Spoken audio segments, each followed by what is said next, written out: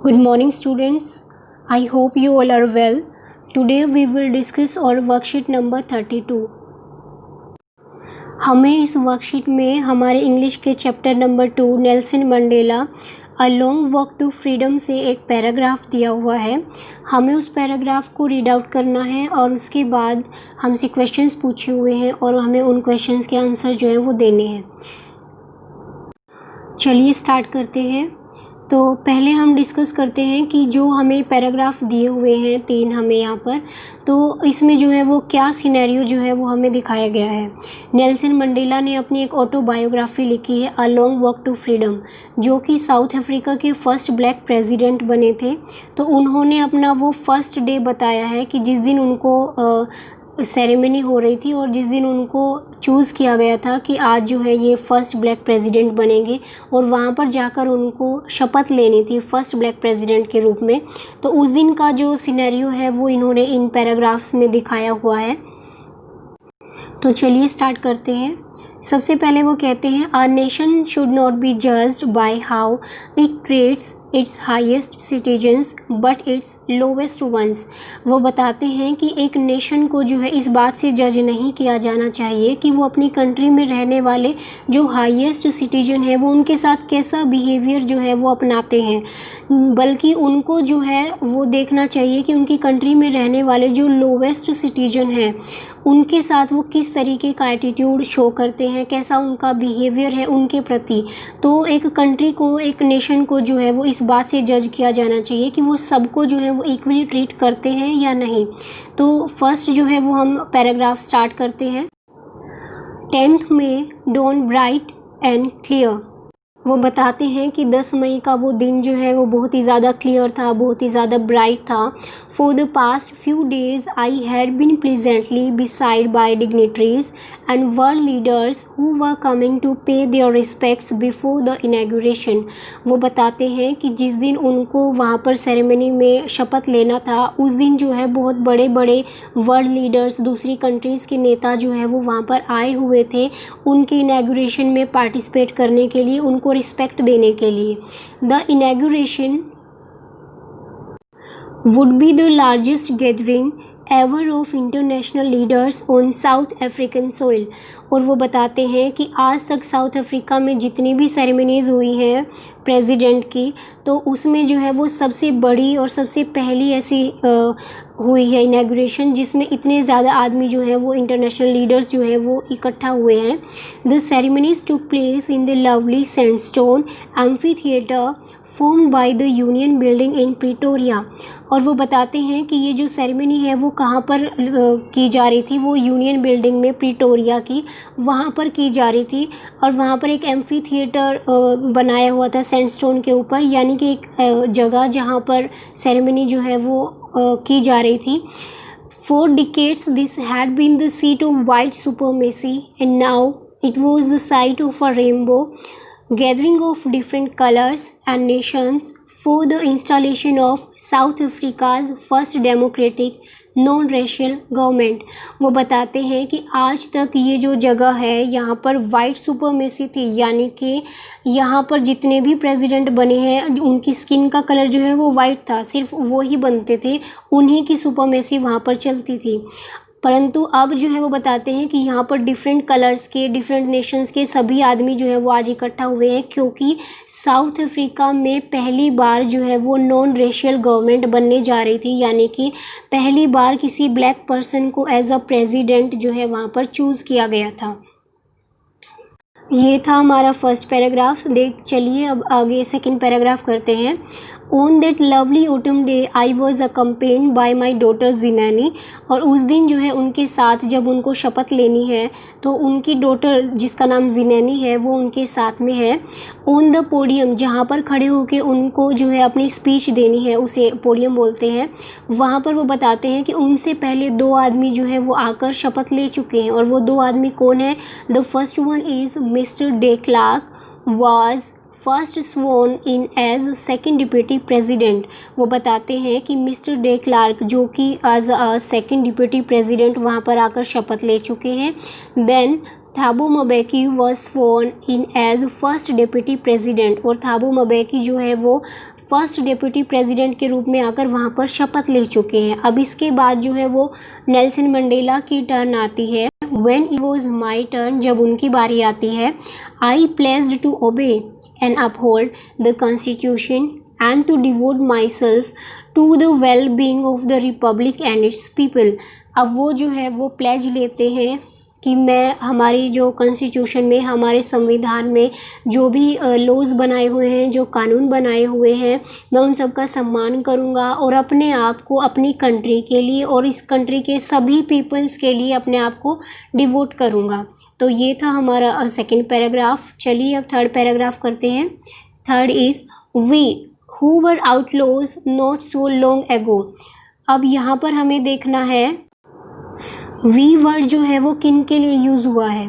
We word जो है वो उन ब्लैक पर्सनस के लिए यूज़ में हुआ है जो कि आज तक उस कंट्री में तो रह रहे हैं, लेकिन उनको जो है उनके फंडामेंटल राइट्स नहीं मिले हैं। वो उस ज़मीन पे तो हैं, लेकिन उनको जो है लॉज जो है वो सबके लिए बराबर वहाँ पर नहीं है।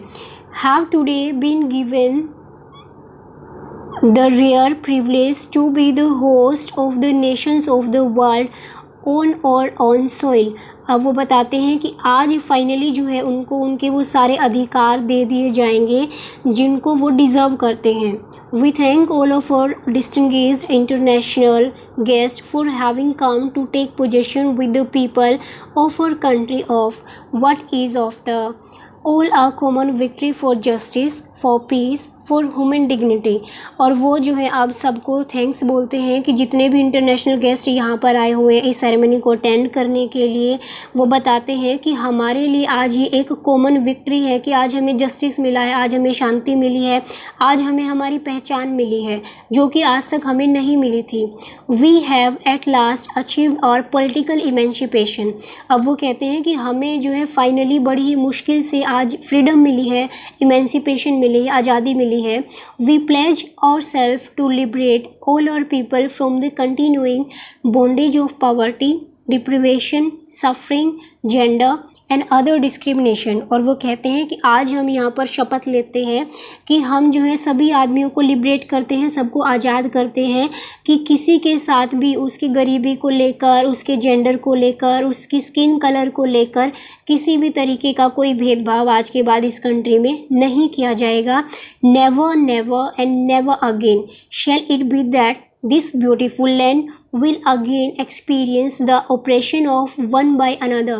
और वो कहते हैं कि इस ब्यूटीफुल लैंड पे, इस अफ्रीका में आज के बाद जो है कोई भी एक दूसरे को ओप्रेस्ड नहीं करेगा, किसी भी बात को लेकर कोई किसी को दबाने की कोशिश नहीं करेगा। The sun shall never set on so glorious a human achievement। और वो कहते हैं कि आज हमें हमारी कंट्री में जो ये ह्यूमन अचीवमेंट मिला है, इसका जो सूरज आज उगा है वो कभी भी डूबेगा नहीं।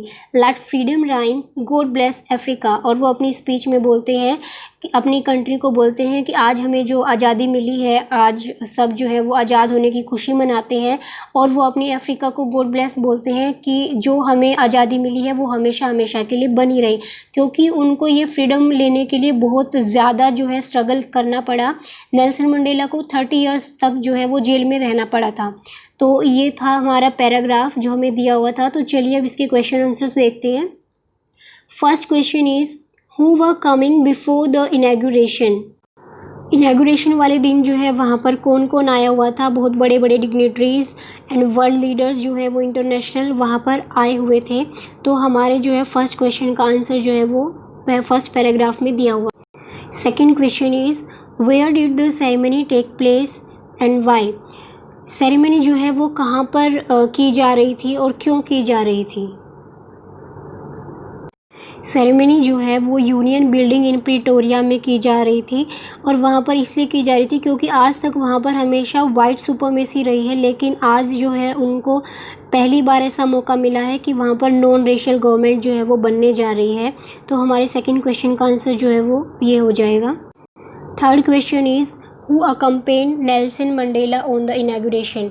नेल्सन मंडेला के साथ इनॉग्रेशन वाले दिन जो है वो कौन था। उनके साथ उनकी बेटी जिसका नाम है ज़िनैनी। तो उनकी बेटी ज़िनैनी जो है वो उस दिन उनके साथ में थी।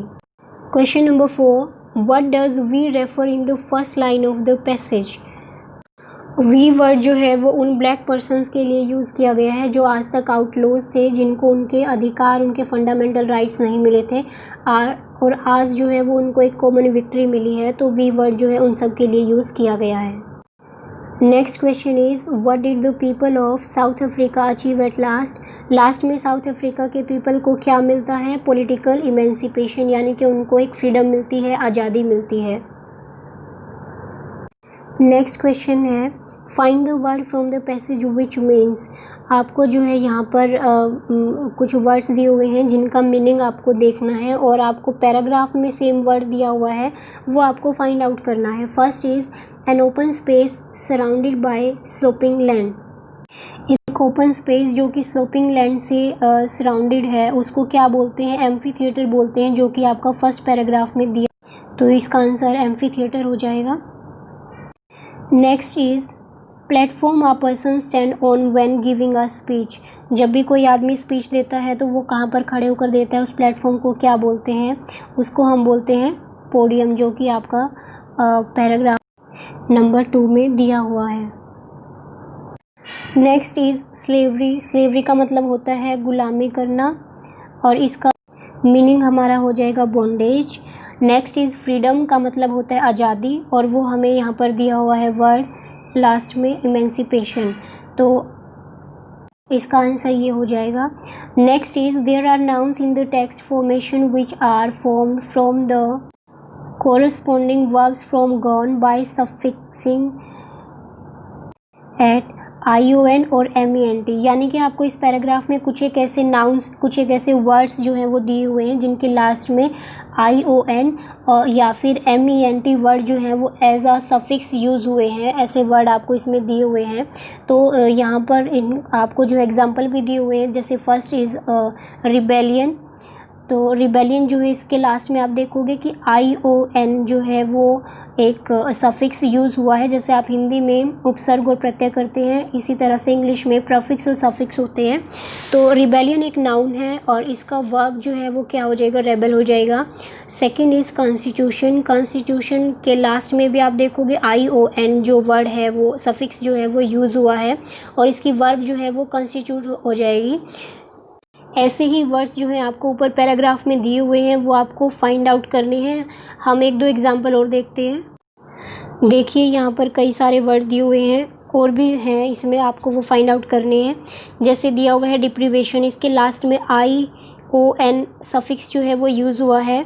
नेक्स्ट है ओप्रेशन। ओप्रेशन में भी आपका लास्ट में ION सफिक्स जो है वो यूज़ हुआ है, और इसी तरीके से अचीवमेंट में भी लास्ट में आपका MENT जो है वो यूज़ हुआ है। यानी कि ये जो है आपके नाउन्स हैं, और इनकी आपकी वर्ब जो है वो क्या बन जाएगी? अचीवमेंट की वर्ब क्या होगी? अचीव हो जाएगी। ऑपरेशन की ओप्रेस हो जाएगी। डिप्रीवेशन की डिप्राइव हो जाएगी। तो इसी तरीके से आपको और भी इसमें दिए हुए हैं वो आपको फाइंड आउट करने हैं। तो ये थी हमारी वर्कशीट नंबर 32। आई होप कि आप सबको समझ आ गई होगी। थैंक्स।